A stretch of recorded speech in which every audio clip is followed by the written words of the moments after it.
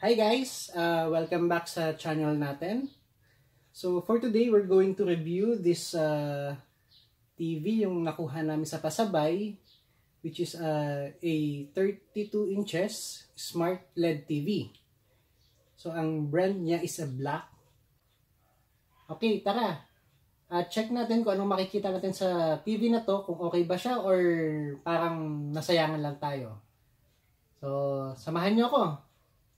Let's go!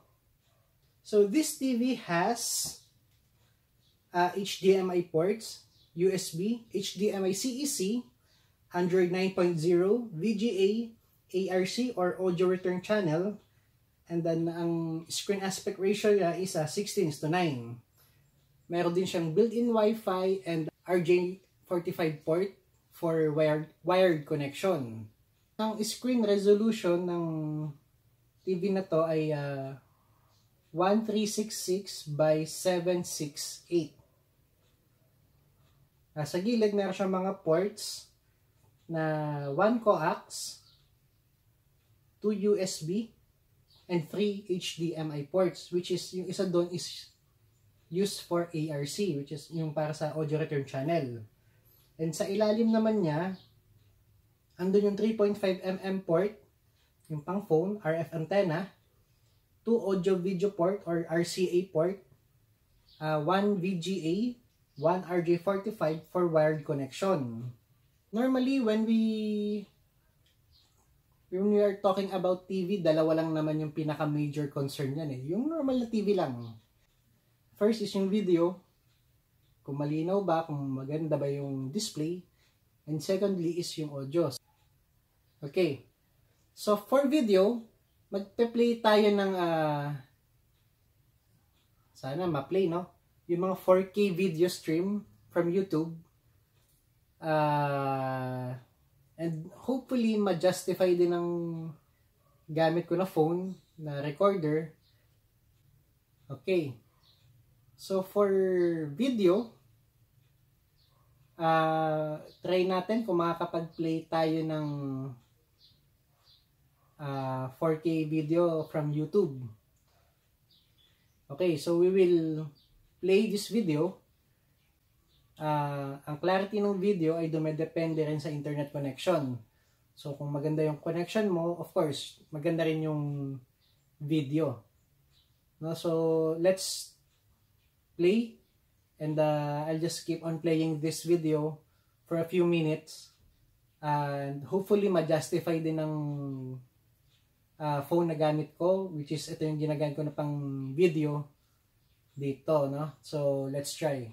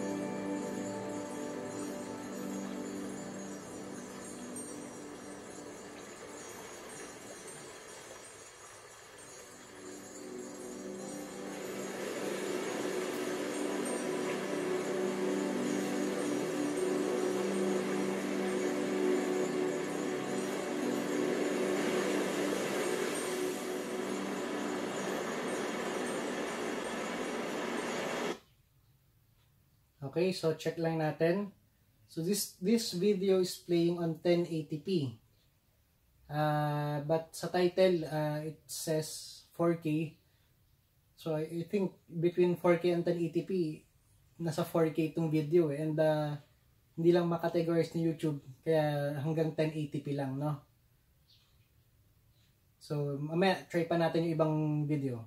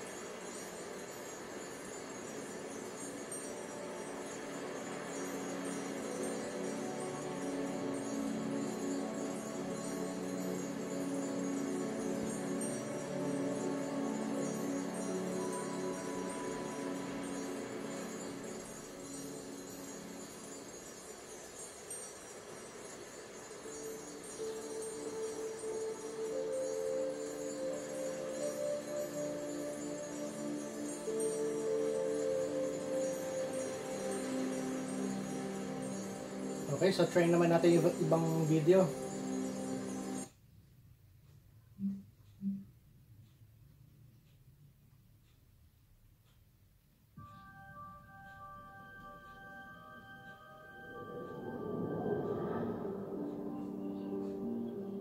My parents were from different worlds. And I was a product of a lot. So same din, nagpe-play din siya sa 1080p. So I guess hindi talaga ano ni YouTube yung maximum na 4K, no? So hanggang 1080p lang. But as for me, malinaw siya. Malinaw. So clear, vivid yung color niya.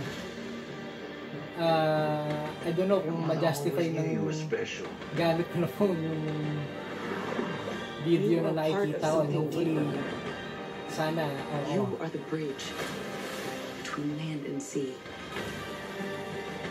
Take your rightful place.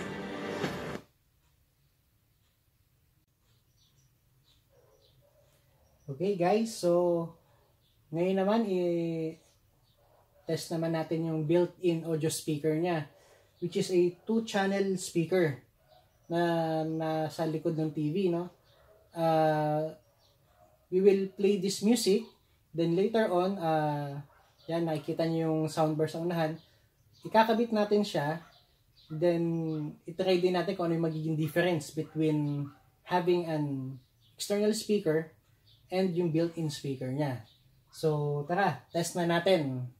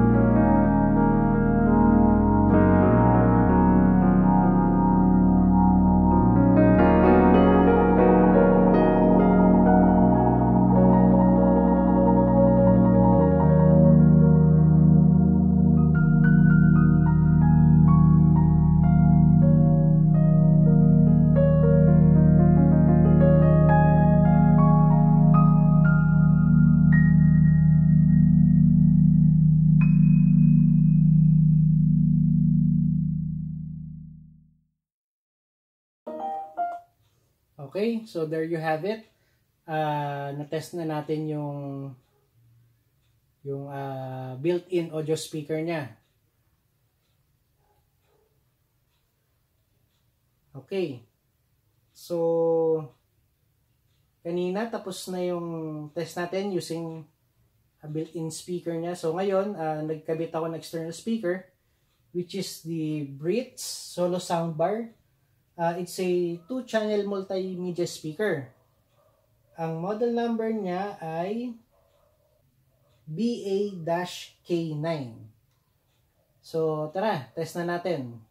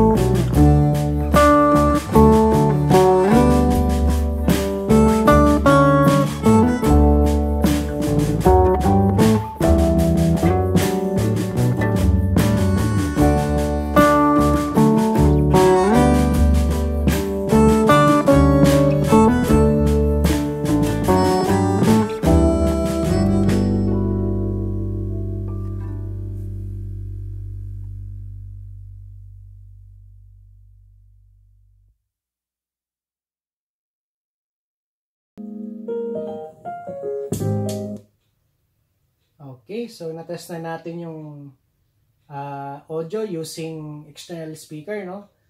And then narinig din natin yung difference.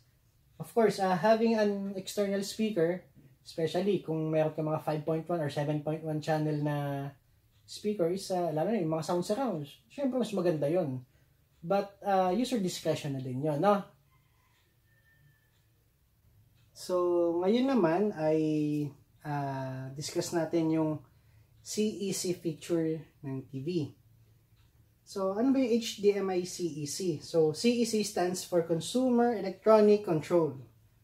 So, isa siya sa mga feature ni HDMI. So, ang ginagawa niya is para malesen yung mga remote control na ginagamit mo. For example, may remote control kay TV, may remote control kay Mi Box, kay Android Box, meron din remote control kay soundbar or sa entertainment system mo. So, using HDMI CEC or yung gantong features is nalilesen yun. So, you can control all device using only one remote control. So, HDMI, yung CEC na yan is marami siyang tawag, no? So, depende sa mga brand. For example, kay AOC, ang tawag sa kanya is E-Link. Sa LG, Samplink. Panasonic, HDAVI, or EasyZync, or Viera Link. Kay Samsung, Anynet Plus. Kay Sony, Bravia Sync. kay Toshiba CE Link or Rexa Link. So dito kay Black 32-inch TV, CEC Link, CEC lang yung tawag sa kanya. So tara, demo natin kung paano ine-enable yung CEC feature neto. So first, punta muna tayo dito sa HDMI. So currently, ang nakakabit sa TV ko is itong Mi Box. So isa siyang Android box, no? So select natin.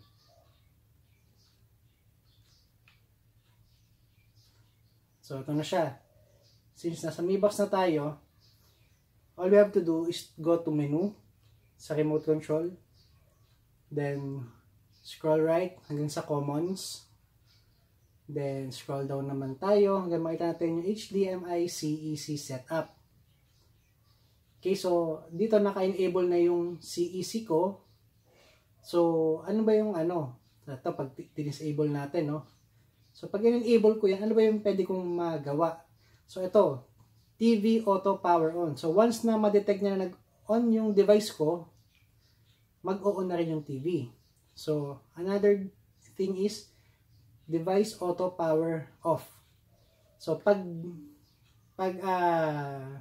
tawag dyan, pag pinatay ko yung TV, automatic lahat ng device na naka CEC sa kanya is mamamatay na rin. So check tayo niyan mamaya. Diba? So enable natin yan. And one is a ARC, which is a audio return channel. Unfortunately, gusto ko sana i-try kaso hindi natin magawa no? And ito, device list. So ano ba yung mga list na ma-recognize? So yan, Mi Box 4. Since yan yung nakakabit sa kanya, so i-select natin. So having this feature na CEC, naliles yung remote control na gamit ko.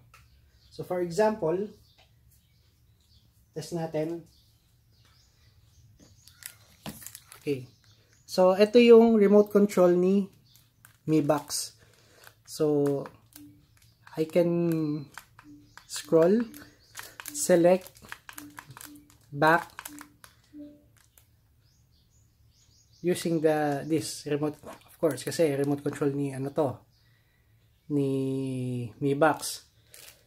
But then I can also use that one using the remote control of TV. See?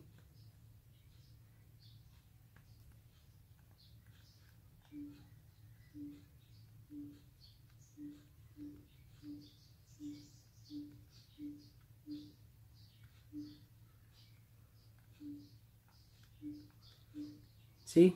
So, ito yung isa sa magandang feature ng CEC. So, I can control two device, which is yung Mi Box ko and yung TV using only one remote control. So, kahit itago ko na ibang remote control since hindi ko naman siya kailangan. Okay, so, test din natin. So, kung mapapansin nyo, meron tayong phone doon sa gilid para simulate natin yung pag-record. So, try natin, no? Pag turn off ko si TV, supposedly dapat magto-turn on din magto-turn off din si Mi Box. So, try natin. Power off natin si TV. So, yun. Namatay din si Mi Box. So, ngayon naman, try naman natin. I-on natin si Mi Box. So, dapat mag-o-on din si TV.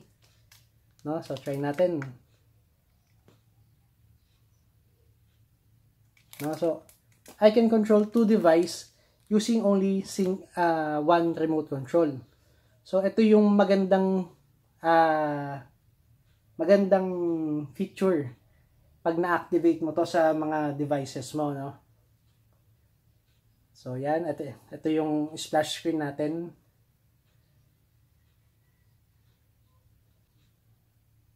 Okay, so ito na yung HDMI CEC features natin. Okay guys, so once na mag-boot yung TV nyo, ito na yung makikita nyo. So, dito makikita natin yung source input. So, andyan yung dalawang audio-video 1, which is yung RCA cable. We have 3 HDMI ports. Yung VGA natin, no? So, kagandahan dito, since meron ako nakakabit na isang device, nagkakaroon siya ng preview. So, ito yung preview ng HDMI 1. Ayan, nakikita nyo. Okay. So, ito, invisible art. I think, background, ano lang to. Oh yeah, ito yung background, parang background screensaver something ni Black TV.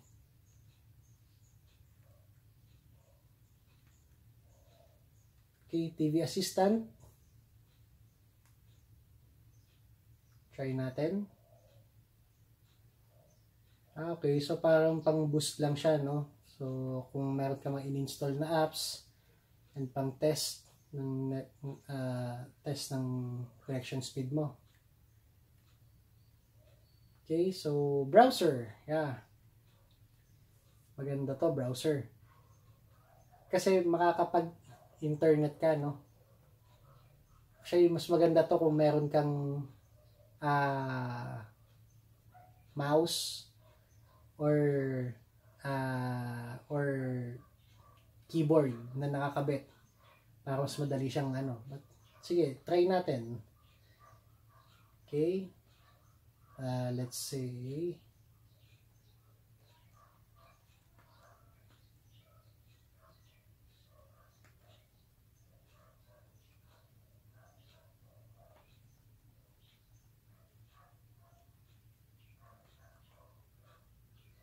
ay punta sa taas.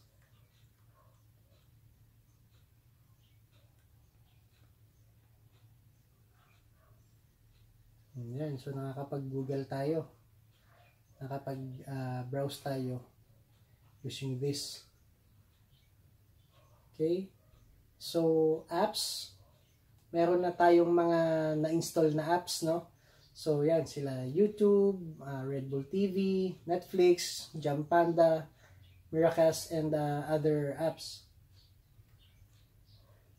Then, media. Okay, so, try din natin si media. So, media, ito yung mga nakakabit na flash drive or external drive na if you want to browse photos and video. So, try natin kung babasahin niya yung mga ano natin, no? So, sample this. Ito, sa mga photo. Okay, so binabasa niya yung file format. So, ang file niya is a JPG file.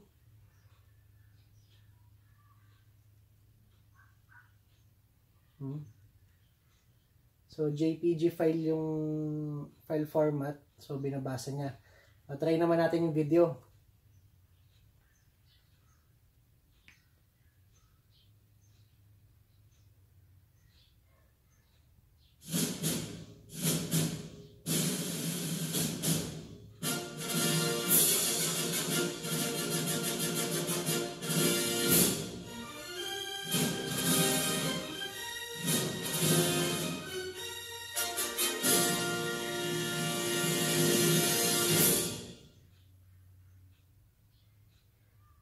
Okay. So, binabasa siya, no? So, ang file format nito is AVI. .avi. So, I'm not sure kung ano pa yung other file extension na kaya niyang i-support. But so far, JPEG and AVI kaya niyang i-support. So, ito meron din tayong isa pa, MP4. Try natin. Okay, so yung MP4, binabasa din niya, no?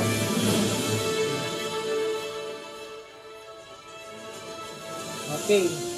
So yung MP4, binabasa din niya. Ito is MP4 din. This one is, I think MP4 din to. Okay, MP4. So, expect na natin na babasahin din siya. Okay, so that's it for media network. So, ito yung pang-connect natin sa sa Wi-Fi. So, dito, pwede ka rin mamili if wired connection or wireless. Okay, so na-disconnect siya kasi nag-wired tayo kanina. So, ito, W ng hotspot. Pwede tayong gumawa ng ng hotspot. So, parang na rin siya, nag-act siya as repeater. Magkano ba repeater ngayon? Parang nasa more or less 1,000 yata. Less than 1,000. So, dito, pag balik ng TV, may free repeater na din siya. So, try din natin kung makakonect tayo. Back. So, try natin yung repeater kung gagana siya.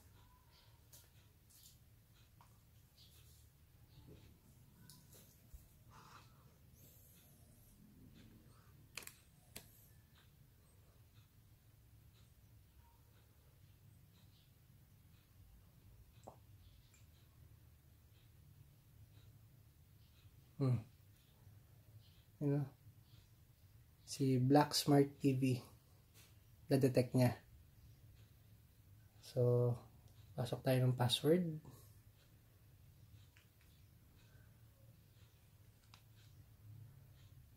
Mga notification, pumapasok.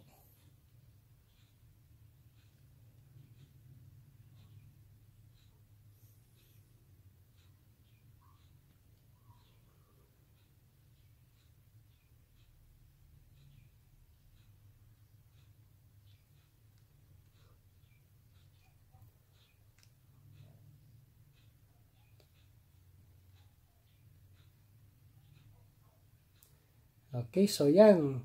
Connected tayo sa Black Smart TV. So, naging instant hotspot siya.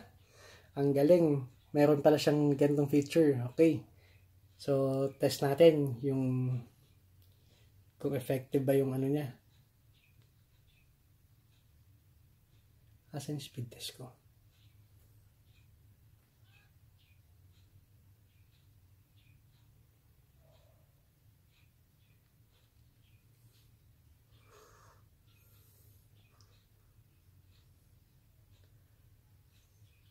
Okay, test natin yung yung connection. So, currently naka-connect tayo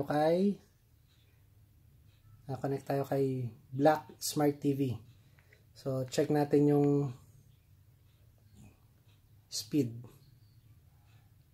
May signal ako kaso hindi siya connected.